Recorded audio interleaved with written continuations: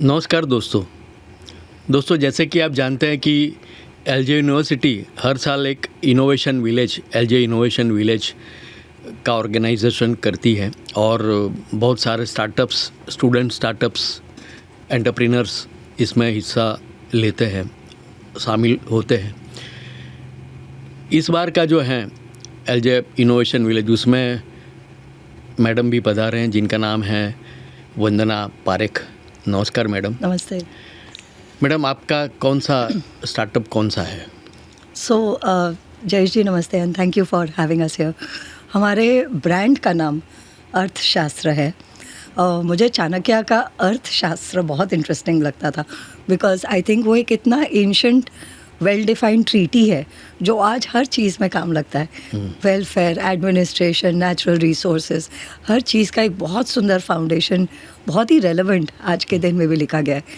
तो I have always been very inclined natural products की तरफ, इंडियन हेरिटेज की तरफ। हमारी बहुत रिच इंडियन कल्चर है, बहुत scientific based, science based culture है। सो जब मैं स्टार्टअप का नाम सोच रही थी तो अर्थ मतलब हमारा प्लैनेट, उसके साथ में उसकी जो ट्रीटीज होनी चाहिए नेचर के आधारित, and that is how I came on this name अर्थशास्त्र। राइट। अच्छा, ये आपका स्टार्टअप कब से है? सो आइडिया तो ऑलमोस्ट 2018-2019 से आ रहा था और मैं एक्सप्लोर कर रही थी। एज यूर अवेयर, इंडिया एक milk producing, milk drinking country है। हम लोग बचपन से दूध पीते हैं टिल वी डाई, घी, छाछ, हर तरीके से, एंड हम लोग के लिए ये नरिशमेंट माना जाता है। तो हमेशा चिंता होती थी कि इतनी गाय सड़क पे दिखती है, कचरे के डब्बे में, एक्सीडेंट्स हो रहे हैं हाईवेज़ पे, तो ये गौशाला उनको रख क्यों नहीं पा रही है। तो जब हम लोगों ने पूछना शुरू किया 2017-2018 में गौशालाओं को, हरियाणा में उस टाइम पे, कि ये सब गाय सड़क पे क्यों है, तो बोलते चारा इतना महंगा हो गया इनको खिलाना। पहले खेत सिटी के पास में सराउंडिंग एरियाज़ में रहते थे, अब सिटी की म्यूनसिपल कॉरपोरेशन लिमिट्स बढ़ती जा रही है, खेत और भी दूर जाते जा रहे हैं, चारा इतना दूर से आता है तो उसका पेट्रोल का कॉस्ट ही चारे से महंगा है। तो गौशालाएं क्या करती है, मिल्किंग काउस को अनाज, चारा खिलाती है क्योंकि उनका सर्वाइवल उसके ऊपर है, इनकम उसके ऊपर चलती है। जो नॉन मिल्किंग काउस हैं जैसे बछड़े, नंदी, बूढ़ी गाय, इधर दे रीच स्लॉटर हाउसेस या उनको सड़क पे छोड़ दिया जाता है। आई थिंक कोई भी ऐसा होगा नहीं इंडिया में जिन्होंने सड़क पे चलती कचरे के डब्बे में गाय देखी नहीं है। और हम सबको लगता है कि ये जो कचरे के डब्बे में प्लास्टिक गाय खा रही है, इसका दूध मुझे नहीं आएगा, बट मोस्टली आएगा, एंड वो टॉक्सिसिटी वापस हमें भी आएगी। तो जब बात करनी शुरू की गौशालाओं को कि इनको वापस लीजिए, they said we can't afford to have them. तो वी सेड इनको फंड करने का तरीका क्या है। तो गौशालाओं को सेल्फ सफिशिएंट कैसे बनाए, very big agenda, very tall order, बहुत समय लगेगा इसको होने के लिए। बट तब हम लोग ने सीखना शुरू किया कि काऊ डंग बहुत ही एक ट्रेडिशनल मटेरियल है जो हमारे यहाँ कंस्ट्रक्शन, मेडिसिन, खेती, घर में चूल्हा, हर चीज़ के काम लगता था। So there is a science to it. उसको गौवेदा कहते हैं।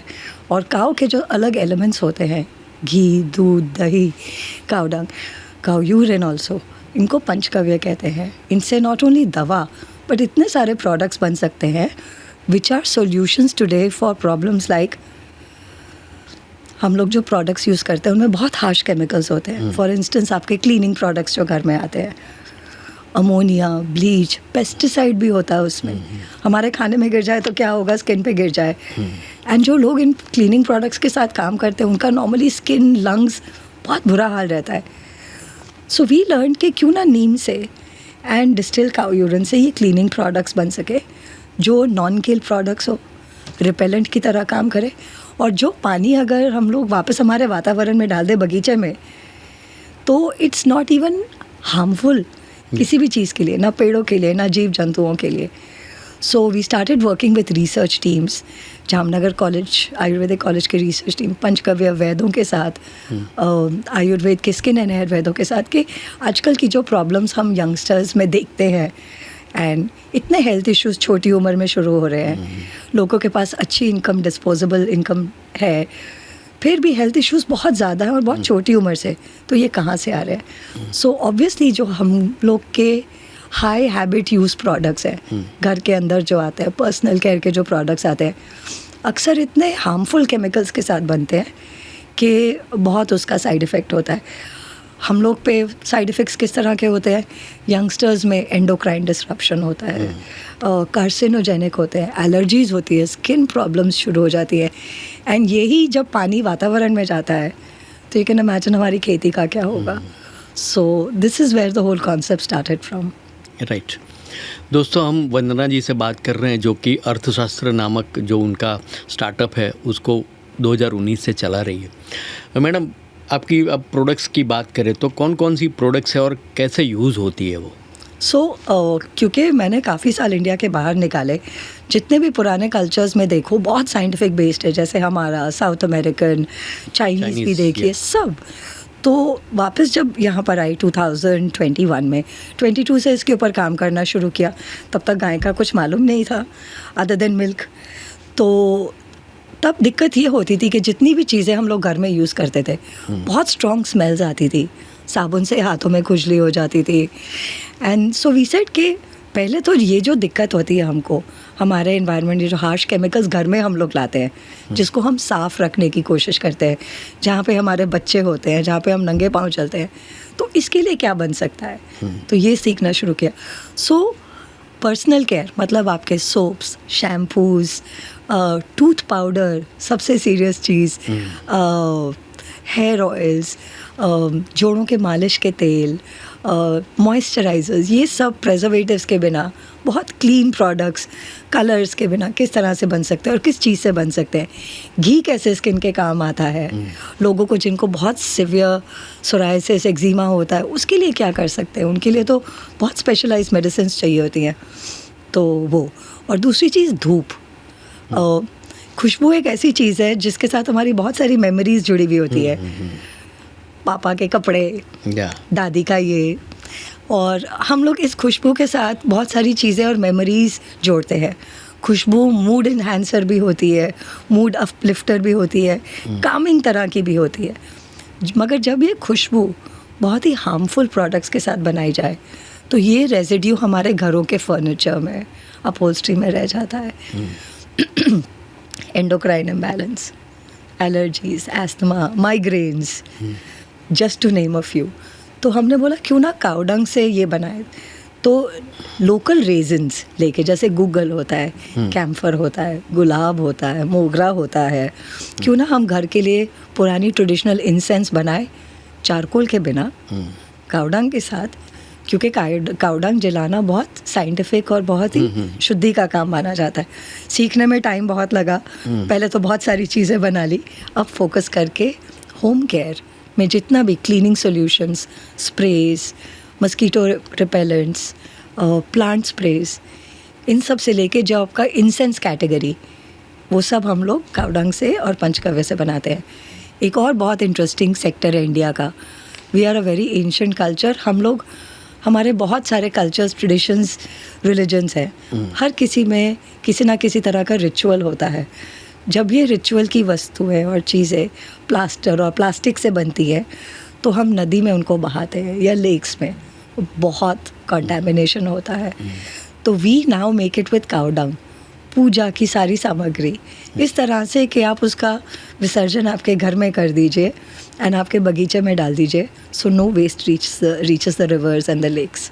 सो these are our core categories right now. Right. बहुत ही अच्छा मैडम, आप जो बात कर रही है तो हम कहीं ना कहीं अपना जो भूतकाल है उसके साथ भी जुड़ते हैं जी, क्योंकि ये चीज़ें हमारे रोजिंदा लाइफ में थी ही, अभी उसको आप रिवाइव करवा रही हो।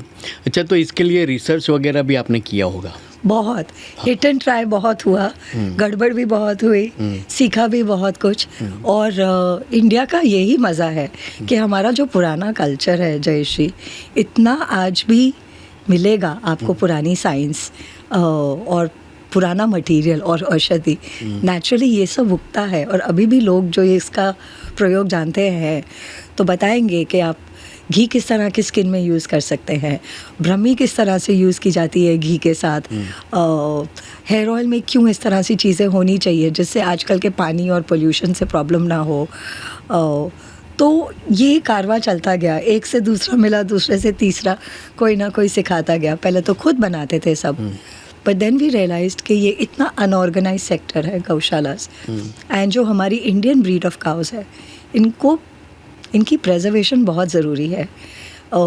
इनको रिप्लेस किया जा रहा है बाहर की जर्सी और इस तरह की गायों से। उनका दूध हम लोग पचा नहीं सकते, उसमें एक सर्टेन प्रोटीन कंपोनेंट होता है जो हम लोग हमारी बॉडी उसको नहीं डाइजेस्ट कर सकती, और ये हमको lactose intolerance, leaky guard, carcinogen, insulin problems, अलग अलग तरीके की बहुत सीरियस प्रॉब्लम्स देती हैं। तो हमने सोचा क्यों ना ये देसी गायों के साथ लग के बनाए। सो एक तरफ से हम लोग सेफ़ प्रोडक्ट्स बनाएंगे जो एनवायरमेंटली सेफ़ है, तो हम लोग के लिए तो बहुत ही अच्छे होंगे, और उससे हम एक नॉन मिल्किंग काउस के लिए, गौशालाओं के लिए एक छोटा एडिशनल रेवेन्यू स्ट्रीम खड़ा कर सकेंगे। पहले तो सब खुद बनाया, बट अब गौशालाएं हमारे लिए प्रोडक्शन करती हैं, तो वैल्यू एडिशन से उनको एक्स्ट्रा एडिशनल रेवेन्यू मिलता है, एंड उनका एक नॉन मिल्क बेस्ड एक रेवेन्यू स्ट्रीम छोटे सिरे से शुरू होता है। राइट, तो टोटल कितनी प्रोडक्ट्स होगी आपकी? जब आई टेल यू जय जी, बीच में तो हम लोग ने we almost manage making some 30-40 products. इतना एक्साइटमेंट होता है कि आप ये भी बना सकते हैं, ये भी बना सकते हैं।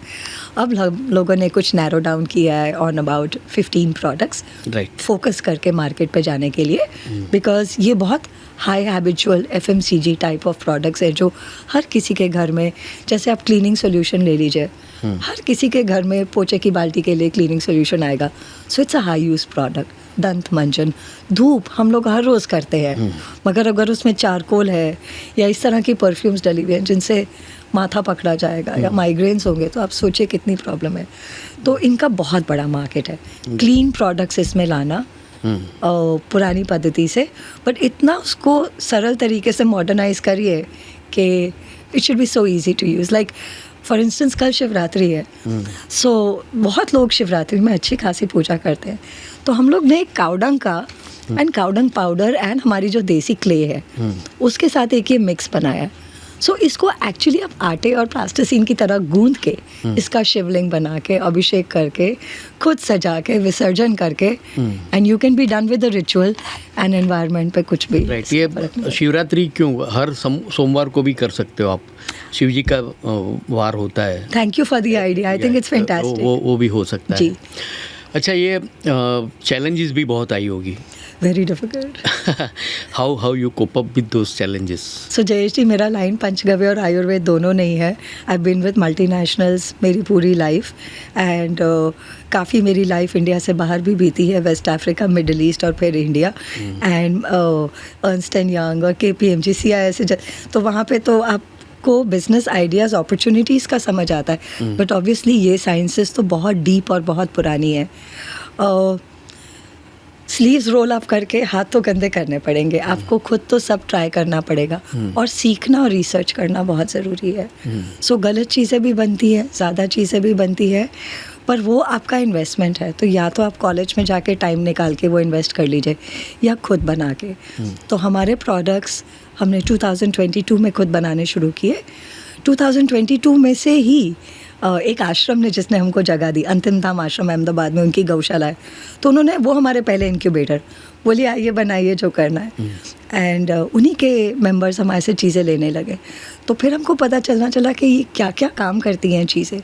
फिर हम लोगों ने वैदों को इन्वॉल्व किया, आयुर्वेद को, एंड जो हमें सिखाते थे फॉर्मुलेशंस किस तरह की होनी चाहिए, चारकोल से क्या होता है। हमारा एक दंत मंजन बनता है सात्विक, काउडंग के चारकोल पाउडर से। जब आपको गैस और एसिडिटी हो, आप खा जाइए, क्योंकि पुराने टाइम पे यही होता था, and it's so safe. So research and development आपको आगे जाके करनी पड़ेगी ऑन मार्केट, कंज्यूमर रिक्वायरमेंट्स क्या है, कंज्यूमर प्रॉब्लम्स क्या है, कंज्यूमर सेंट्रिसिटी, एंड एक गांठ बांधनी पड़ती है कि बस यही क्वालिटी भी नहीं बनेगी। Right, and it's a bit of a grit, but you have to hold out, and चीज़ अगर अच्छी बनेगी तो the market will reward you. Yes, that's how it is. दोस्तों, हम बात कर रहे हैं वंदना जी से, जो कि अर्थशास्त्र नामक जो उनका स्टार्टअप है, और उनकी जो बहुत सारी प्रोडक्ट्स है, 15 प्रोडक्ट्स, उसके बारे में हमसे बात कर रही है। मैडम, एक चैलेंज ये भी आई होगी आपको कि लोगों का जो माइंडसेट है वो तो मल्टीनेशनल्स ने जो बनाया है प्रोडक्ट्स, उसके साथ जुड़ा हुआ है, राइट। और उसको यहाँ पे लाना वो कितना मुश्किल था, और उसके लिए आपने क्या किया कि लोग धीरे धीरे इसके साथ जुड़ते रहे? सो अभी सबका साइकिल है। जैसे जो विलेजेस है सिटी की एस्पिरेशंस रखते हैं लाइफस्टाइल, हम वेस्ट की एस्पिरेशंस रखते हैं, वेस्ट घूम के वापस हमें देख रहा है और हमारे प्रोडक्ट्स और ये सब चीज़ें पेटेंट कर रहा है, और उनको ये सब साइंसेस अब समझ आ रही है। तो बट आई थिंक जो हमारी यंगर जनरेशन है ना जय जी, बहुत लॉजिकल है। अगर आप उनको रैशनल समझाएं and then you leave them with the choices, ये कल के अडल्ट्स बनेंगे, they will make better choices. बहुत मुश्किल होता है पहले तो समझाना कि गोबर घर में लाओ, तो दिक्कत and education and awareness is a very big part of our work. तो हम लोग कम्युनिटी में बहुत काम करते हैं, बट फिर हमने ये भी सोचा 2 काम हो सकते हैं, या तो कोई देख के बोले गोबर, या कोई देख के बोले गोबर। तो वी सेड मटेरियल ही इतना बढ़िया प्रोडक्ट आप तैयार करिए कि मटेरियल सेकेंडरी हो जाए, and then they are interested कि अच्छा वाओ इससे ऐसे क्यों होता है, कैसे होता है, and you will be surprised, people are very receptive. Right. So उनको जो पहला एक्सप्रेशन था आपका, उससे दूसरे एक्सप्रेशन पे लाना है, और उसको टाइम और खुद की सीख और अंडरस्टैंडिंग एंड रिसर्च बहुत लगती है।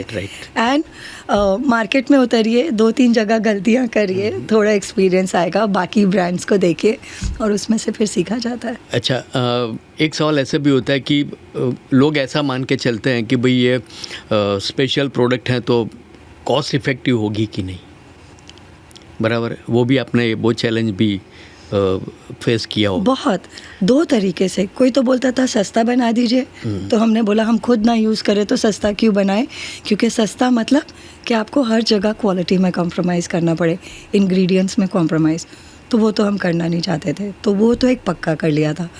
पर हम लोगों ने क्या सोचा, फैक्ट्रियाँ और बड़ी बड़े प्रोडक्शन सेंटर्स खोलने की जगह, इंडिया इज़ अ कंट्री जहाँ पे गौशाला पूरे इंडिया में है, नॉर्थ से लेके साउथ तक। तो जब हम लोग हमारे फॉर्मुलेशंस पे काम करते हैं, क्वालिटी पे काम करते हैं, स्टैंडर्डाइजेशन पे, और इसका मार्केट रिस्पांस पे काम करते हैं, और मार्केट पोजीशनिंग पे, फिर जब हमको स्केल करना होगा तो एक गौशाला हमारे साथ जुड़ती जाएगी हमारे क्वालिटी स्टैंडर्ड्स पे। तो प्रोडक्शन गौशाला में रहेगी, वो एफिशिएंट भी है, कॉस्ट इफ़ेक्टिव भी है, आप मटेरियल यहाँ से वहाँ शिफ्ट नहीं करते, वहीं का वहीं सामान बन सकता है, एंड आप ये मॉडल रेप्लिकेट कर सकते हैं कंट्री के दूसरे पार्ट में। राइट। अच्छा, तो अभी कितनी गौशालाएं जुड़ी हुई है? अभी हम लोग 4 गौशालाओं के साथ काम करते हैं गुजरात में, अहमदाबाद में 2 हैं, अहमदाबाद के बाहर 2 हैं, और ऑलरेडी हमने 1-2 गौशालाओं में तेलंगाना की तरफ, हरियाणा की तरफ बात करना शुरू कर दिया है। पहले काम था मार्केट पे अब बढ़ावा देना एंड आगे पहुंचाना, फिर गौशालाओं का धीरे धीरे प्रोडक्शन। सो जिस दिन हम गौशाला का पूरा गोबर का प्रोडक्शन ले सकेंगे, that is the day we are aspiring for. Right. दोस्तों, हम वंदना जी से बात कर रहे हैं। मैडम, एक सवाल ये होता है कि भाई ये आप जो प्रोडक्ट बना रहे हो, गवर्नमेंट का सपोर्ट कितना मिलता है? एक्चुअली हम तो ये सोचते हैं कि ये तो पूरा पॉलिसी बैक सेक्टर है। जब शुरू किया था ऑब्वियसली तब तो प्रोडक्ट्स में ही पड़े थे, तो और कुछ दिखता ही नहीं था, और काम भी हम लोग गौशाला से ही करते थे पिछले 3 साल तक, अब ऑफिस लिया है। बट हर एरिया में cow slaughter, cow abuse band है, तो पर इतनी गायों के साथ करेंगे क्या? एंड नॉन मिल्किंग काउस बहुत होती हैं, और खेती अब बैलों से की नहीं जाती, अक्सर ट्रैक्टर से की जाती है। तो अब जाके समझ आ रहा है कि दूध तो बोनस है हमारे लिए। एक्चुअली सबसे बड़ी चीज़ तो काऊ डंग है, क्योंकि हमारी खेती और मिट्टी में जो न्यूट्रिशन आता है वो काऊ डंग के बिना आ ही नहीं सकता। आप जितना फर्टिलाइज़र डाल ले, पेस्टिसाइड डाल ले, बट मिट्टी की हालत उतनी ख़राब होती जाएगी। काऊ डंग के बिना खेती हो ही नहीं सकती। सो इसी पे फोकस करके चले कि प्रोडक्ट्स इस तरह बने कि काऊ डंग से बने एंड वहीं डिस्पोज हो जाए, तो सिटीज़ में पानी में जो पोल्यूशन का प्रॉब्लम हो रहा है, ये थोड़े हद तक अर्बन एरियाज़ में कम हो सकता है। राइट। अब आपकी टीम भी तो बड़ी होगी, या आपकी टीम भी तो अलग अलग लोगों की होगी, मार्केटिंग है, प्रोडक्शन है, तो उसमें कौन कौन जुड़े हुए हैं आपके साथ? सो ऑर्गेनाइजेशंस तभी आगे जाके अच्छा काम कर सकती हैं जब एक टीम हो और Yeah. एक जना ना हो. तो शुरू की लड़ाई तो काफ़ी हद तक अकेले थी, बट वो करना भी था क्योंकि हमें नहीं सीखेंगे तो दो और को कैसे जोड़ेंगे. तो इवेंचुअली टीम बढ़ती गई. मेरे हस्बैंड और मैं इस कंपनी के हम लोग फाउंडर्स हैं. हमारे साथ मार्केटिंग एंड कम्युनिकेशन में लोग जुड़े हुए हैं. सोशल मीडिया बहुत इम्पॉर्टेंट है, एजुकेशन बहुत होती है, रीच उसकी बहुत होती है. अकाउंट्स एंड फाइनेंस में लोग जुड़े हुए हैं. आज आप ही के एक स्टूडेंट हमारे लिए बोले कि हम आपका डिस्ट्रीब्यूशन पे काम करना चाहते हैं. क्या आई बात said I am so impressed. क्या बात है. Yes, so see how the younger generation Yeah. sees logic and rational. Right. अच्छा, एलजे का सपोर्ट कैसा रहा इसमें? ये पूरी आपकी जो जर्नी है उसमें आप ये पहली दफ़ा आई है यहाँ पे?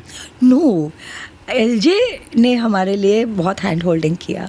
सो we got in touch with LJ a year and a half back. हमारे को कनेक्ट किया गया था LJ के साथ. एंड ये सेक्टर ऐसा है कि बहुत सारे इंक्यूबेटर्स इस सेक्टर को आराम से देखते नहीं. अगर आप डीप टेक AI में है, इट्स वेरी इंटरेस्टिंग, या रोबोटिक्स में, cow down. Yeah. It's always a difficult sector. So the idea was कि इसको अलग तरीके से प्रेजेंट एंड पोजिशन किया जाए. तो LJ took away our stage fright of presenting business. Yeah. हमारे बिजनेस को दूसरी तरह से समझना, इंक्यूबेटर्स क्या कर सकते हैं, कैसे कर सकते हैं, एंगेजमेंट आपका मार्केट के साथ कैसा होता है, आपके बिजनेस को बाहर की तरफ से अंदर की तरफ, आउटसाइड इन कैसे देखे. ट्रिमेंडस हैंड होल्डिंग, बहुत प्रोएक्टिव सेटअप है. कितनी बार सामने से हमको बुलाया जाता है, आप ये करिए, यहाँ एक्सपोजर मिलेगा, यहाँ अप्लाई करिए, ये कॉन्फ्रेंसेस में पहुँचिए, you will get to meet the right people. So LJ से हमको प्रोएक्टिवली बहुत सपोर्ट मिलता है right. On policy matters. Grants का जब हम लोग को पूछना होता है कि गुजरात में क्या हो रहा है, इंडिया में क्या हो रहा है. So since I said this is a policy back sector. इस तरह के जो प्रोजेक्ट्स होते हैं, स्वच्छ भारत अभियान, बहुत सारे नेशनल मिशंस हैं जिनके साथ अलाइन होते हैं, जो पहले खुद हम ही नहीं समझते. तो ये इनसाइट्स हम लोग काफ़ी मिलती हैं. राइट. आपको क्या लगता है नेक्स्ट जनरेशन जो है, ये वैसे आपने हल्की बात तो बता दी कि दे आर इंटरेस्टेड, वो उनको ये समझ रहे हैं, लॉजिक से चल रहे हैं. लगता है कि वो लोगों को ये ऐसी जो बातें हैं, ये नए आइडियाज़ उनके साथ जोड़ना चाहिए. आपको क्या लगता है? We have to revive traditional knowledge, because traditional knowledge हर एरिया की बहुत होती है. साइंटिफिक है, पहचान है, हमारी आइडेंटिटी है, हमारे खाने में, पहराव में, कपड़े में, डेली रिचुअल सब में है. तो अगर उनको इनसे जोड़ेंगे नहीं तो वो ये हमारी गलती होगी और उनका लॉस होगा कि हमको किसी ने बताया ही नहीं इसके बारे में, और बाहर से किसी ने पेटेंट कर लिया तो तब जाके अब हमको इसका भरना पड़ रहा है. तो आई थिंक ये हमारी जवाबदारी है. Yeah. If I like animals और if I like cows, then like से सिर्फ ख़त्म नहीं होता. काउस तो जब समझना शुरू किया कि इनको गौशाला में पहुंचाए, बाद में पता चला कि अच्छा इतना बड़ा साइंस है इसके पीछे. तो वी सेड, इसीलिए इतना महत्व दिया जाता है हमारे कल्चर में. सो वी सेड अब इस साइंस को बहुत सिंपल टर्म्स में आगे कैसे लाया जाए, जो मेरी generation which is now going out, but जो आगे वाली है, हाउ विल दे बेनिफिट और how will they enjoy it. तो आई थिंक ये हमारी जवाबदारी बनती है. It's our responsibility. यस. और वैसे भारत वैसे कहते हैं कि भाई यूनिटी इन डाइवर्सिटी. Yes. बराबर है. तो जब हर एक कोई अपनी एक अलग पहचान की बात करता है, तो ये जो चीज़ें हैं वो यूज़ करके भी कोई अपने आप को अलग बना ही सकता है, और ये देश के लिए सेवा भी होगी, क्योंकि ये क्षेत्र ऐसा है कि, और इसका कोई ज़्यादा मार्केटिंग नहीं करेगा except those who are in the field. उसके अलावा कोई नहीं करेगा. जी बराबर है. तो ये हमें ही करना पड़ेगा. ऐसा स्टूडेंट्स को भी, जो सुन रहे हैं हमारे श्रोता है, उनको भी ये समझना होगा. मैडम, USP पूछे आपको कि आपकी ये पूरे जो आइडिया है, अच्छा आइडिया है, प्रोडक्ट्स भी अच्छी है, आपका जो जोश है उसके साथ जुड़ने का वो भी बहुत अच्छा है. USP आपकी कहे कोई पूछे आपको तो क्या कहोगे आप? एज एन इंडिविजुअल मेरी USP ये रही है कि I know how to work on marketing strategies. Ernst and Young, KPMG, CI के different technical sectors, market approach, market positioning, market में कुछ चीज़ लाना कैसे करना चाहिए, ये मेरा प्रोफेशन रहा है. बट अब जुड़ गई हूँ एक इंटरेस्ट से जो मेरा पैशन है. अब इसको मार्केट में लाना ये कम्प्लीटली डिफरेंट बॉल गेम है, और जिसके लिए हम बना रहे हैं क्लाइंट्स को, उसको भी उतना ही पसंद आए और वही वैल्यू दिखे, ये जोड़ना का काम अब हो रहा है। बिज़नेस का और इंडस्ट्री का यूएसपी ये है कि ये हमारे ट्रेडिशनल नॉलेज सिस्टम्स हैं, हम उनको प्रिजर्व कर रहे हैं, कंजर्व कर रहे हैं और इसी को ही बहुत सिंपल तरीके से रीइंट्रोड्यूस कर रहे हैं। अगर किसी ने आज घी बोला, जैसे हमको सबको घी खाना पसंद है, बट बच्चों को अगर आपने बोला घी लगाओ लिप्स पे, आपके लिप्स नरम रहेंगे, कोई नहीं लगाएगा। बट अगर मैं एक बहुत सुंदर सा लिप बाम बना के बहुत अच्छे से गुलाब के या ऑरेंज ऑयल के साथ दूँ उनको एंड वो यूज़ करेंगे, not a problem. So simplicity and traditional knowledge, and आप उसको मॉडर्नाइज करिए, it's a fabulous combination and बहुत इजीली अब्जॉर्ब किया जाता है। राइट। अब आखिरी सवाल ये करूँ मैडम आपको कि आज से 5 साल बाद आप ये सेक्टर को कहाँ देखती हो?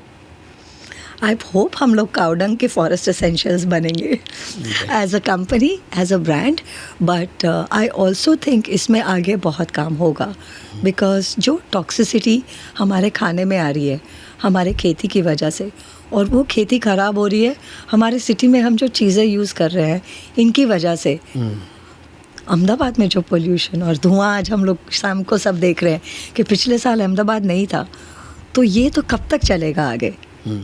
सो क्लीनर ऑल्टरनेटिव्स, जैसे क्लीन एनर्जी आई है, ग्रीन एनर्जी आई है, तो ग्रीन प्रोडक्ट्स भी इन्वायरमेंटली कॉन्शियस लोगों के लिए बहुत बड़ा सेक्टर बनता जा रहा है। वेस्ट में तो डेफिनेटली, यूरोप में सबसे अच्छे स्टैंडर्ड्स हैं, बट इंडिया में that's a very big market. Waking up के क्या ला रहे हैं, किससे बना रहे हैं, खासकर आप ये देखिए जिसको कोई बीमारी हुई हो, कैंसर, जो पहले इतने घरों में नहीं था, आज गांव-गांव में क्लिनिक्स हो रहे हैं। तो जिसको कीमोथेरेपी हुई है वो तो 50 बार सोचेगा कि मैं अपने घर में क्या ला रहा हूँ और इससे मेरी इम्यूनिटी को क्या होगा। So these people will be very careful and they will learn कि हम क्या ला रहे हैं, क्यों ला रहे हैं और क्या ट्रिगर्स हैं। I really think the way हमारा जो इन्वायरमेंट पे लास्ट इंडस्ट्रियलाइजेशन का ऑनस्लॉट हुआ है, सफाई तो इसकी करनी पड़ेगी हमको और आगे जनरेशन को। So I think these traditional areas will always have a very big market, but भूल ना जाए और सिंप्लिसिटी से एंड सोफिस्टिकेशन से इंट्रोड्यूस करे। These are very powerful sciences. Yes madam, बहुत अच्छा कहा आपने। और मुझे लगता है कि अभी हर कोई दौड़ रहा है, तो थोड़ी स्पीड कम करके ऐसी चीज़ों पे भी देखना चाहिए कि हाँ, ये मैं क्या कर रहा हूँ या क्या कर रही हूँ और क्यों कर रही हूँ, और मेरे पास दूसरे ऑप्शंस क्या है और क्यों मुझे इसको अपनाना चाहिए। मुझे लगता है इतना थोड़ा सोच बदले, थोड़ा इंट्रोस्पेक्शन करे, तो मुझे लगता है कि भविष्य बहुत अच्छा होगा। आपने बहुत अच्छे से बात की रेडियो एलजे से अर्थशास्त्र की। मैं आपका तहे दिल से धन्यवाद देता हूँ। Thank you for having us. Thank you so much. Thank you ma'am.